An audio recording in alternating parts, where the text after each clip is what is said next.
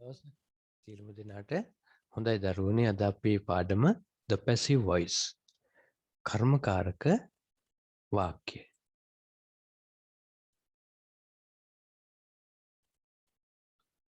අපි මුලින්ම බලමු කර්තෘකාරක ක්‍රියාපදයක් සහ කර්මකාරක ක්‍රියාපදයක් අතර වෙනස. The difference between an active verb and a passive verb. අපි එක මේ විදිහට තේරුම් ගන්න බලමු. When we use an active verb, we say what the subject does. අපි කර්තෘකාරක ක්‍රියාපදයක් පාවිච්චි කරනවා නම් ඒකෙන් කියන්නේ වාක්‍යයේ කර්තෘ කරන්නේ මොනවද කියන එකයි.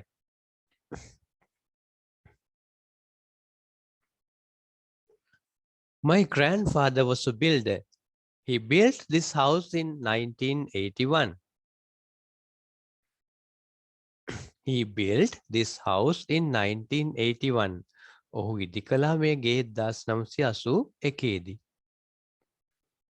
හරි ඒ වාක්‍ය අපි මේ විදිහට බලමු. He built this house in 1981. Subject එක ඔහු. එහෙම නැත්නම් grandfather, verb එක built. මේ වාක්‍යයේ ක්‍රියාව කරන්න he තමයි subject එක වෙන්නේ. ඒක නිසා මේ වාක්‍යයේ තියෙන්නේ active verb එකක්. When we use a passive verb, we say what happens to the subject. අපි කර්මකාරක ක්‍රියාපදයක් යොදනවා නම් එයින් කියන්නේ වාක්‍යයේ subject එකට සිදු වුනේ කුමක්ද කියන එකයි.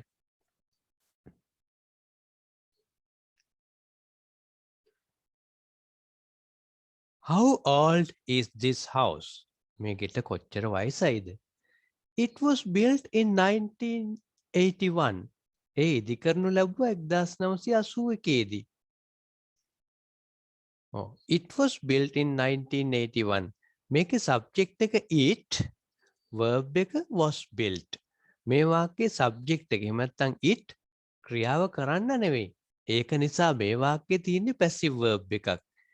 it කියන subject එකට ක්‍රියාපදයෙන් කියන ක්‍රියාව සිදු වුණා. ඒත් ක්‍රියාව කරන්න දකින්නවත් නැහැ. නේද? හරි මේ උදාහරණය බලන්නකෝ. She killed a bear. She killed a bear. මේකේ subject එක she. doer එහෙම නැත්නම් ක්‍රියාව කරන්න ඒත් she. ඉතින් මේ වාක්‍යයේ තියෙන active verb එකක්. ඒ කියන්නේ ක්‍රියාව කරන්නා සහ subject එක දෙන්නම එක්කෙනෙක් නම් අපි පාවිච්චි කරන්නේ active verb එකක්. She was killed by a bear. දැන් මෙතනදී bear තමයි ක්‍රියාව කරේ. She was killed. ඇය මරණයටපත් වුණා. එතකොට subject එක she උනාට doer එහෙම නැත්නම් ක්‍රියාව කරන්න the bear. අන්න ඒ වගේ වාක්‍යයක තියෙන්නේ passive verb එකක්. ඉතින් මේ වාක්‍ය passive verb එකක් සහිත වාක්‍යයක්.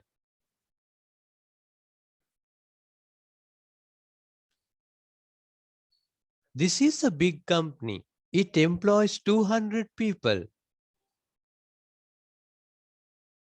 හරි අපි මේ කොටස ගමු. It employs 200 people. ඒ සේවය යොදවන මිනිස්සු 200ක්. එතකොට මේ එය කිව්වේ කම්පැනි එක.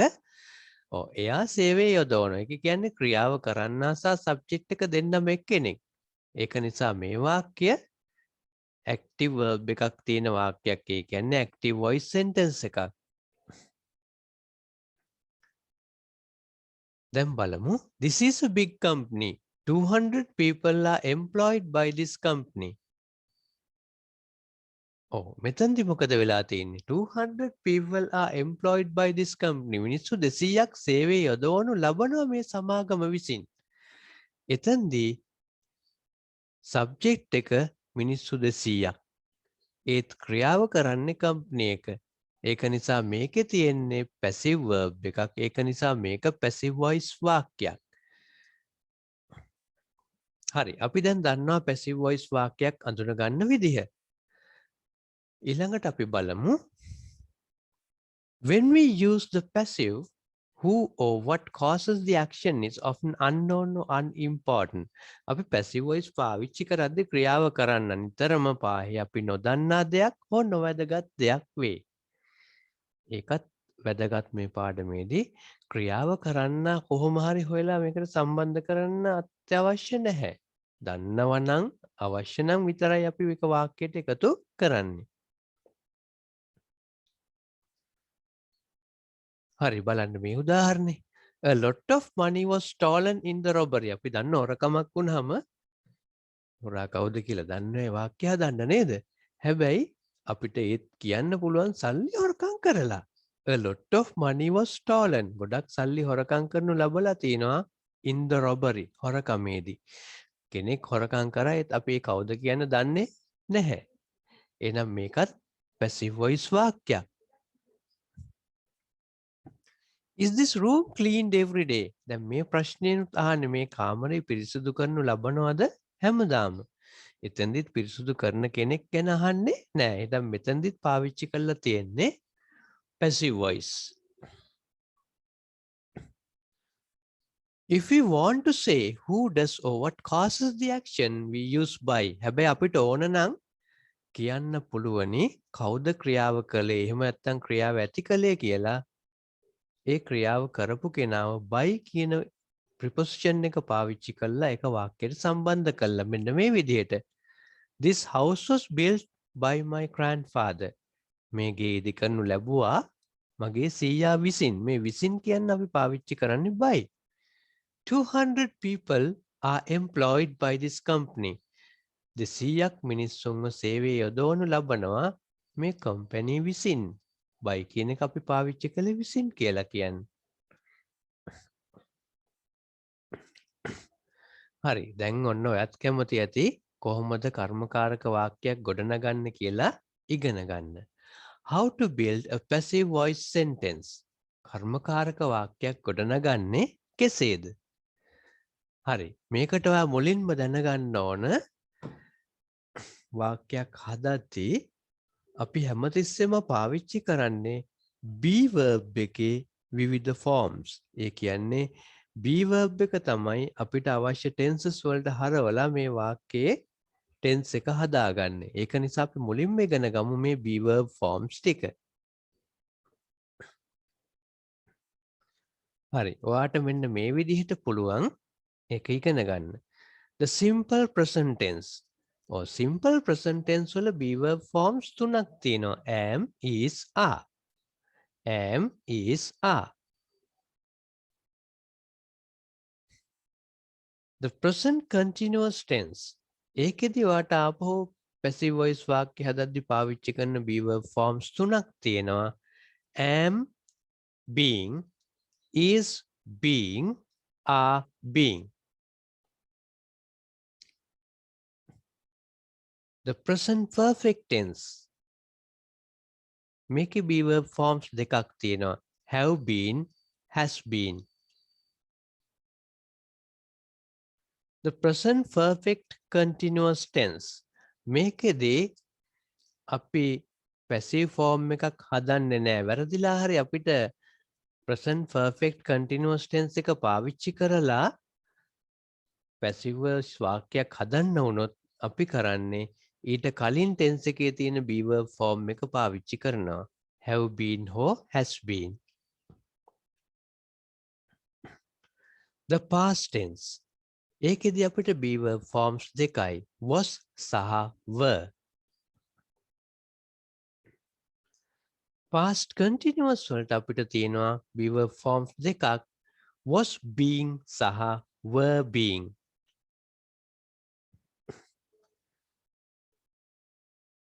past perfect tense එකට අපිට තියෙන්නේ එක be verb form එකයි. ඒ තමයි had been. had been. ආයිත් past perfect continuous tense එක අපි passive form එකක් හදන්නේ නැහැ. ඒකෙන් කියන ක්‍රියාවක් අපිට passive වාක්‍යයක් ආකාරයෙන් ලියන්න වුණොත් අපි කරන්නේ ඊට කලින් tense එකේ තියෙන be verb form එක පාවිච්චි කරනවා had been. The future tense. මේකෙදී අපි පාවිච්චි කරනවා be verb forms දෙකක්. will be or shall be. The future continuous tense. මේකෙදිත් අපිට පැසිව් ෆෝර්ම් එකක් නැහැ මේකෙන් වාක්‍යයක් ලියන්න වුණොත් අපි සිම්පල් ටෙන්ස් එකේ තියෙන be verb forms දෙක පාවිච්චි කරනවා will be සහ shall be.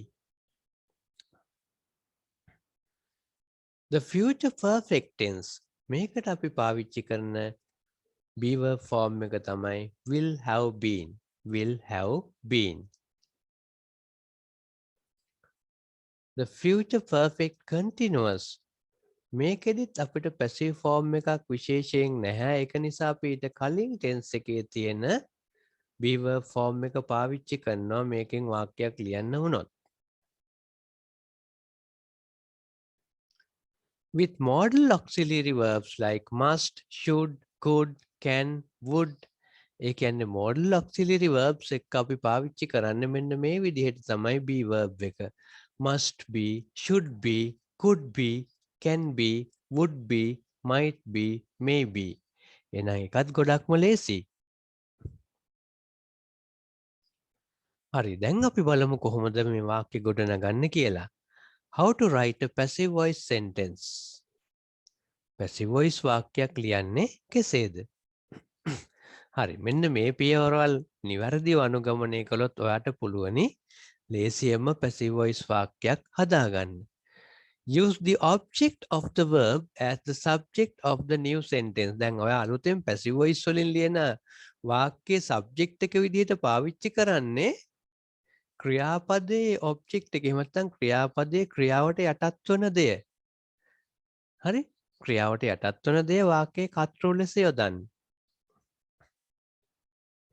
ඊළඟ පියවර turn the verb be into the tense that you want to use. ඊළඟට ඔයාට පාවිච්චි කරන්න ඕන tense එකට හරවගන්නේ මේ වාක්‍ය ප්‍රධාන ක්‍රියාපදය නෙමෙයි be verb එක. දැන් අපි ඉස්සෙල්ලා ඉගෙන ගත්තා මේ be verb එක කොහොමද tenses වලට හරවගන්නේ කියලා. එහෙනම් අපි මොකද කරන්නේ be ක්‍රියාපදය ඔබට යෙදීමට අවශ්‍ය කාලයට හරවා ගන්න. When there are more than one form of the verb be, choose a matching form. ඔන්න දැන් ඔයා දැක්කා සමහර tenses වලදී be verb forms එකකට වඩා වැඩියෙන් තියුණා. එතෙන්දී ගැළපෙන ආකාරය තෝරගන්න ඕනේ. ඇත්තට මේක ඔයා ගලප ගන්න ඕනේ යොදන subject එකත් එක්ක. ආකාර කීපයක් ඇති විට be ක්‍රියාපදයේ ගැළපෙන ආකාරය තෝරගන්න ඕනේ. දැන් උදාහරණයක් විදිහට පුතේ ඔයා subject එක විදිහට he පාවිච්චි කරොත් අපි හිතමු simple present tense පාවිච්චි කරනවා කියලා. එතකොට be verb forms තුනක් තියෙනවා am, is, are. එතෙන්දී අපි he කියන එකත් එක්ක ගලප ගන්නවා is කියන එක. අන්න ඒ වගේ. හරි. ඊළඟට තවත් විශේෂ දෙයක් තියෙනවා.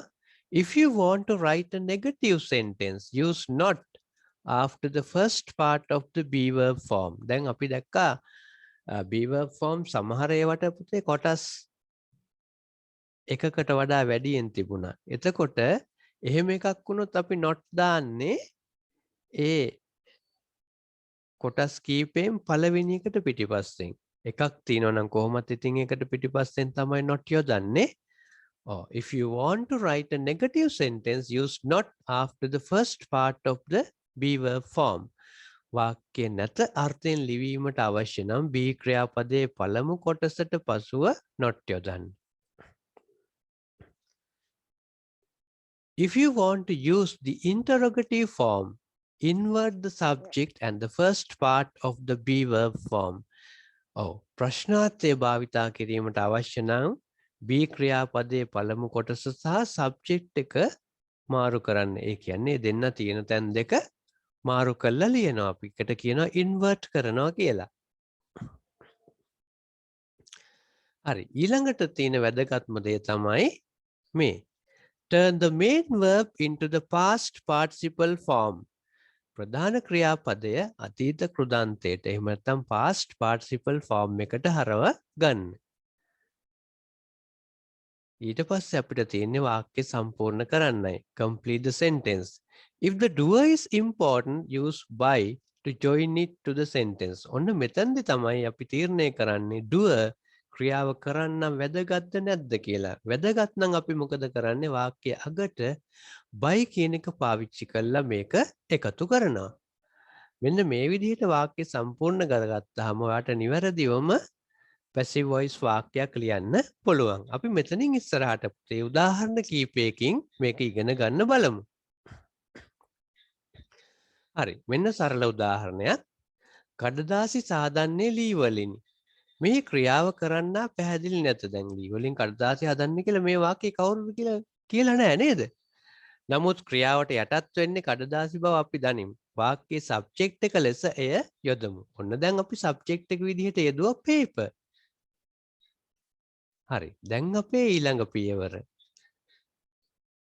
මෙම වාක්‍යය ලිවිය යුත්තේ simple present tense යොදාගෙන. දැන් කඩදාසි හැමදාම හදනවනේ. ඒක නිසා අපි පාවිච්චි කරන්නේ simple present tense. ඔන්න එතනදී පුතේ අපි මේ simple present වලට හරව ගන්නවා be verb එක. එතකොට ඔයාට forms තුනක්ම ලැබෙනවා.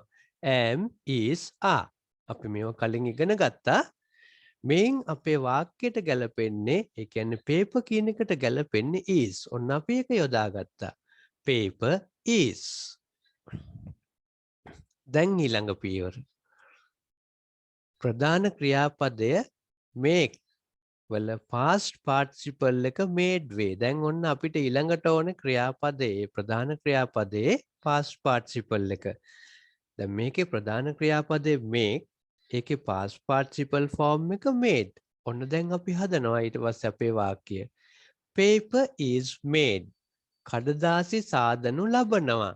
දැන් මේ වාක්‍යේ තවත් පොඩි කොටසක් ඉතුරුයි. මොන වෙයින්ද කියන එක අපි කියන්න ඕන. ඔව් මොන වෙයින්ද හදන්නේ? ලී වලින්. එතකොට ලී වලින් කියන එක අපි from wood කියලා යොදනවා. ලී වලින් යන්න from wood ලෙස යොදන්න. paper is made from wood.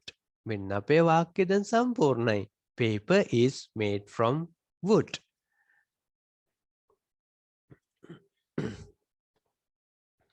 දැන් ඔන්න අපි වාක්‍ය කීපයක් ලියන්න උත්සාහ කරමු. හරි. අපි මෙන්න මේ විදිහට තේරුම් ගමු මේ වාක්‍ය.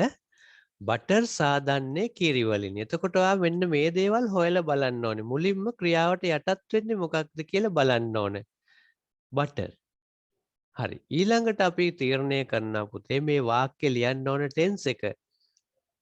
දැන් බටර් සාදන්නේ කිරි වලින් කිව්වහම මේක නිතිපතා සිදුවන ක්‍රියාවක්. අපි simple present tense පාවිච්චි කරනවා. ඔන්න එහෙනම් අපි තීරණය කරනවා යෙදී යුතු ටෙන්ස් එක සහ be verb forms.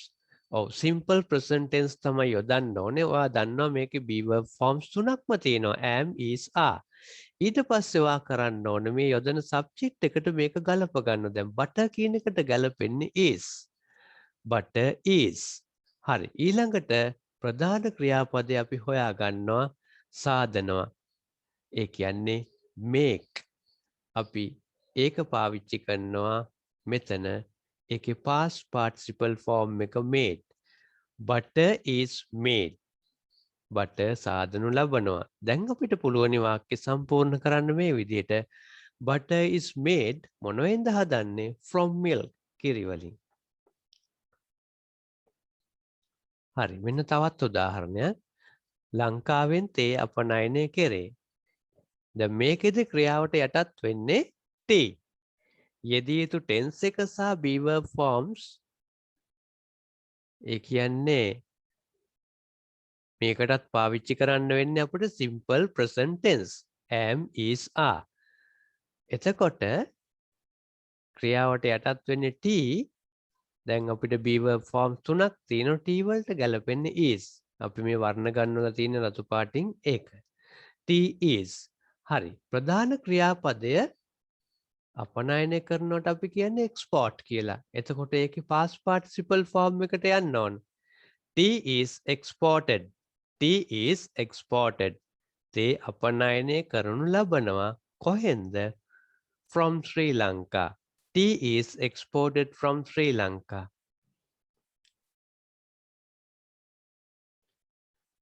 හරි. මෙන්න තව උදාහරණයක්. චීනයේ පරිගණක නිපද වේ. මේකේ ක්‍රියාවට යටත් වෙන්නේ computers. නිපදවන්නේ computers නේ. එතකොට යෙදී යුතු tense එක සහ be verb forms තමයි මේ තියෙන්නේ. am, is, are. ඒ කියන්නේ simple present tense. ඒකෙදි computers වලට ගැලපෙන්නේ are. අපි ඒක පාවිච්චි කරනවා ඊට පස්සේ බලනවා මේ නිෂ්පාදනය කරනවට අපි පාවිච්චි කරන ක්‍රියාපදය manufacture. ඒකේ past participle form එක manufactured. එතකොට අපිට මෙහෙම ලියන්න පුළුවන් computers are manufactured. පරිගණක යන්ත්‍ර නිපදවනු ලබනවා කොහේද? In China. චීනයේ. Computers are manufactured in China. ජපානයේ මෝටර් රථ නිපදවේ. මේකේ ක්‍රියාවට යටත් වෙන්නේ cars. යෙදී යුතු tense එක සහ be verb forms තමයි simple present tense පාවිච්චි කරන අපි tense එක විදිහට. එතකොට be verb forms තියෙනවා am, is සහ are. cars කියන එකට ආපහු ගැලපෙන්නේ are. ඊළඟට නිෂ්පාදනය කරනවට අපි ආපහු පාවිච්චි කරනවා manufacture කියන verb එක. එතකොට අපිට මේ විදිහට වාක්‍ය ලැබෙනවා cars are manufactured in Japan. Cars are manufactured in Japan. මෙන්න තවත් උදාහරණයක්. රූපවාහිනිය සොයාගන්න ලැබුවේ ජෝන් ලොගී බයාඩ් විසිනි. ඔව්. මොකද්ද සොයාගත්තේ? මොකද්ද ක්‍රියාවට යටත් උනේ? The television. එතකොට අපි මේකෙදි පාවිච්චි කරන tense එක තමයි simple past tense. එතකොට අපි දන්නවා simple past tense එකට be verb forms දෙකක් තියෙනවා. was සහ were. අපි ඒකෙන් the television කියන එකට ගලප ගන්නවා was. The television was. මේකේ ප්‍රධාන ක්‍රියාපදේ invent. අලුතෙන් යමක් නිපදවනවට අපි කියන්නේ සොයා ගැනීමක් කරනවට අපි කියන්නේ invent කියලා. ඒකේ past participle form එක invented. එතකොට අපේ වාක්‍යය පටන් ගන්න පුළුවන් මේ විදිහට the television was invented. කවුරුන් විසින්ද කියන එක මේකේ වැදගත්. ඒක නිසා අපි by කියන එක පාවිච්චි කරලා එක වාක්‍යයට එකතු කරනවා. by John Logie Baird. The television was invented by John Logie Baird. හරි. මෙන්න තවත් එකක්. මහත්මා ගාන්ධි ඝාතනය වූයේ ඔහුගේ අනුගාමිකයෙකු විසිනි. දැන් මේකේ ක්‍රියාවට යටත් උනේ මහත්මා ගාන්ධි. යෙදිය යුතු tense එක simple past tense. එතකොට ඔයා දන්නවා ඒකේ be verb forms දෙකයි was සහ were. ප්‍රධාන ක්‍රියාපදය assassinate. assassinate කියන එකේ past participle එක assassinated. දැන් අපේ වාක්‍යය එනවා මේ විදිහට මහත්මා ගාන්ධි was assassinated. කවුරුන් විසින්ද කියන එක ආපහු වැදගත් නිසා අපි by වලින් ඒක සම්බන්ධ කරනවා. by one of his followers. by one of his followers. එයාගේ followers ළගෙන් කෙනෙක් තමයි මේ ඝාතනය සිද්ධ කළේ. ශ්‍රී ලංකාවේ ක්‍රිකට් ක්‍රීඩා කෙරේ. හරි. මේක කොහොමද කියන්නේ? ක්‍රියාවට යටත් වන්නේ ක්‍රිකට්. දැන් tense එක අපි පාවිච්චි කරන්නේ simple present tense. ආපහු ආට be verb forms තුනක් තියෙනවා am, is, are. ක්‍රිකට් වලට ගැලපෙන්නේ is. ක්‍රියාපදය play. ඒකේ past participle form එක played. එතකොට මෙහෙම වෙනවා cricket is played. කොහෙද ක්‍රිකට් ක්‍රීඩා කරන්නේ? in Sri Lanka. ලංකාවේ. cricket is played in Sri Lanka. ජපානයේ ක්‍රිකට් ක්‍රීඩා නොකෙරේ. මෙන්න දැන් පොඩි වෙනසක් තියෙනවා වගේ වාක්‍යයේ. නොකෙරේ. ඒ කියන්නේ නෙගටිව් වාක්‍යයක් තමයි ඔයාට හදන්න වෙන්නේ. දැන් අපි බලමු. ක්‍රියාවට යටත් වෙන්නේ ඒත් ක්‍රිකට්. යොදන්න ඕනේ tense එක simple present tense. ඒකෙත් ගැටලුවක් නැහැ. එහෙනම් be verb forms තුනයි am, is, are. ප්‍රධාන ක්‍රියාපදය play. ඒකේ past participle එක played. දැන් එතකොට එහෙනම් මේක අතාර්ථයෙන් ලියනවා නම් cricket is played in Japan කියලා අපිට ලියතයි. හැබැයි නොකරේනේ. ඒක නිසා අපි දන්නවා දැන් be verb එකේ පළමු කොටසට පස්සේ අපි not දානවා කියලා ඉගෙන ගත්තා. මේ අපි ඒක කළා දැන්. එක කොටසක් තියෙන හින්දා පළමු කොටස වෙන්නේ ඒ කොටසම තමයි. Cricket is not played in Japan. Cricket is not played in Japan. හරි මේ උදාහරණේ බලන්න. ශ්‍රී ලංකාවෙන් තිරිඟු අපනයනය නොකෙරේ. ආපහු මේකත් නෙගටිව් වාක්‍යයක් නැතාර්ථය වාක්‍යයක්. මේකේ ක්‍රියාවට යටත් වෙන්නේ wait. තේරිඟු. පාවිච්චි කරන tense එක simple present tense. be verb forms තුනයි am is are. wait කියන එකට ගැලපෙනවා is. ප්‍රධාන ක්‍රියාපදයේ export past participle form එක exported. එතකොට ඔයාලට මෙහෙම ලියන්න පුළුවන් wait is නොකරේ නිසා අපි මොකද කරන්නේ not කියන එක දානවා මේ be verb එකට පස්සේ not දානවා. wait is not exported from Sri Lanka. දැන් අපේ වාක්‍ය සම්පූර්ණයි. රූපවාහිනී යන්ත්‍රේ හොරකම් කළා නෑ. දැන් අපි හිතමු මෙහෙම ගෙදරක දේවල් ඔක්කොම හොරුව අරන් ගිහිල්ලා ටීවී එක විතරක් තියෙන එක මුර කරනවනේ කට්ටිය. හරි. එතකොට මේ ක්‍රියාවට යටත් වෙන්න තිබුණේ මොකද්ද? the television. මේකෙදි කරලා නෑ. ඒ කියන්නේ අපි පාවිච්චි කරන්නේ වෙනමම tense එකක් present perfect tense.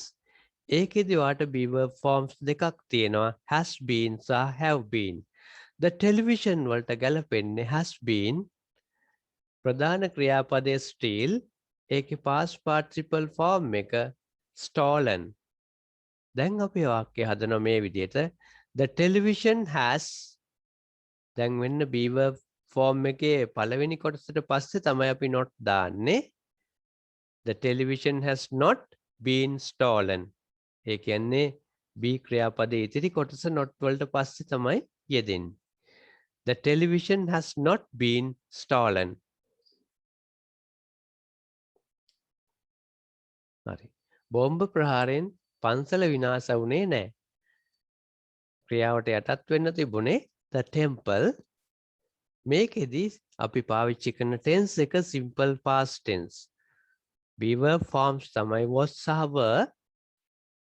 විනාශ කරනවට අපි කියන්නේ destroy කියලා. එතකොට past participle form එක destroyed. අපිට මේ විදිහට වාක්‍ය ලියන්න පුළුවන්. the temple was not destroyed in the bomb blast. the temple was not destroyed in the bomb blast.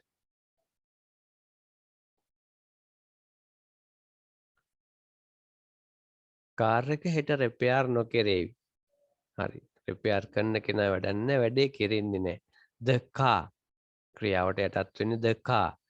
පාවිච්චි කරන tense එක future tense. අපි දන්නවා ඒකේ be verb එක will be. repair ක්‍රියාපදය past participle form එක repaired. the car will not be repaired. the car will not be repaired tomorrow. the car will not be repaired tomorrow. ශ්‍රී ලංකාවේ පරිගණක නිෂ්පාදනය කරනවාද? දැන් මෙතන ප්‍රශ්නයක්. ඒ කියන්නේ අපිට පාවිච්චි කරන්න වෙන්නේ interrogative form එක. අපි බලමු. දැන් ක්‍රියාවට යටත් වෙන්නේ පරිගණක computers. පාවිච්චි කරන්න ඕන tense එක simple present tense. ඒ කියන්නේ be verb forms තමයි am is are. ප්‍රධාන ක්‍රියාපදය සහ past participle ආකාරයේ manufacture past participle එක manufactured. එතකොට අපිට වාක්‍යයක් ලියනවා නම් ලියත හැයි computers are manufactured in Sri Lanka. හැබැයි අපි ඒක දන්නේ නැති නිසා එහෙම කරනවද කියලා අහන්න ඕනේ. මේක ප්‍රශ්නාර්ථයට හරවද්දි මොකද වෙන්නේ? අපි කිව්වා be verb එකේ පළවෙනි කොටස සහ subject එක මාරු කරන්න කියලා. එතකොට ආ කියන එක මුලට එනවා. computers මෙතනට එනවා. are computers manufactured in Sri Lanka? are computers manufactured in Sri Lanka? හරි. මගේ ෆ්‍රිජ් එක අලුත් වැඩියා කරලාද? මේකේ ක්‍රියාවට යටත් වෙන්නේ my fridge. පාවිච්චි කරන tense එක present perfect. be verb forms දෙකයි have been has been.